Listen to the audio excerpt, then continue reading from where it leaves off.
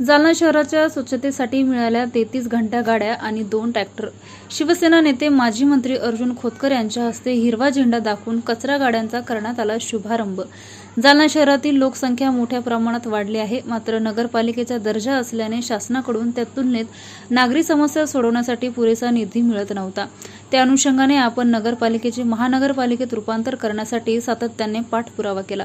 त्यानुसार महानगरपालिकेचा दर्जा प्राप्त झाला। स्वच्छतेसाठी आज 33 घंटा गाड्या आणि 2 ट्रॅक्टर महापालिका प्रशासनाला उपलब्ध झाल्या आहेत। शिवसेना नेते माजी मंत्री अर्जुन खोतकर यांच्या हस्ते हिरवा झेंडा दाखवून या कचरा गाड्यांचा आज शुभारंभ करण्यात आला। ज्यावेळी जालना नगर पालिकेचे महानगरपालिकेत रूपांतर झाले त्यावेळी मी शहराच्या स्वच्छतेकडे लक्ष देईल असा शब्द दिला होता।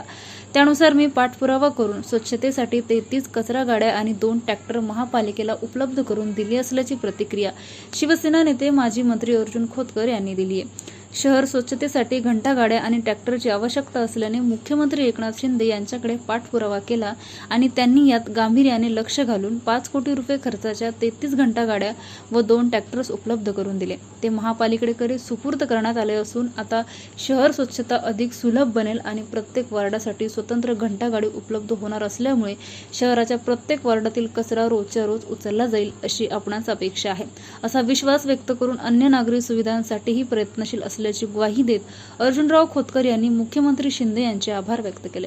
तसेच तुम्ही तुमच्या काळात एवढं नाही करू शकले इतकं आम्ही एका दमात केलं असं म्हणत खोतकर यांनी काँग्रेस आमदार कैलास गोरंट्याल आणि माजी नगराध्यक्ष संगीता गोरंट्याल यांच्यावर नाव न घेता टीका केली आहे। यावेळी युवा सेनेचे राज्य विस्तारक अभिमन्यू खोतकर, शिवसेनेचे शहरप्रमुख विष्णू पाचफुले, मेघराज चौधरी, निखिल पगारे, गोपी गोगडे, विजय जाधव, गणेश सुपारकर, दादाराव पाचफुले, सविता किवंडे, कोमल शिंदे, सगीर शेख, शेख नजीर, गणेश मोहिते, नितीन जांगळे, राम सतकर, नागेश डवले, योगेश रत्नपारखे, किरण सिरसाट, सुशील भावसार, किरण कोकाटे, रांजणकर, भूषण बनकर, मनोज धानुरे आदींची उपस्थिती होती।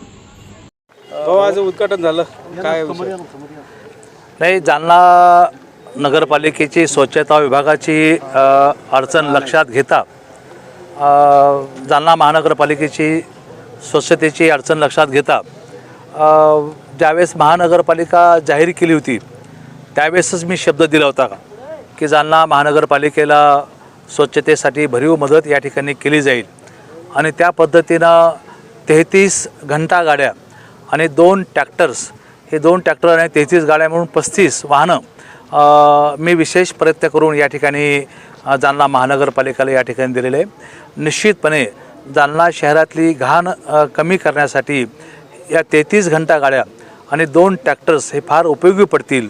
हे आम्ही जालन्यासाठी काय केलं त्यांना हे उत्तर आहे की तुम्ही तुमच्या कारकिर्दीमध्ये एवढं नाही करू शकले, एवढ्या एका दमामध्ये आम्ही 33 गाड्या आणि 2 ट्रॅक्टर या ठिकाणी उपलब्ध करून दिलेले आणि महानगरपालिका निश्चितपणे स्वच्छतेचं काम चांगलं करेल अशी अपेक्षा आहे।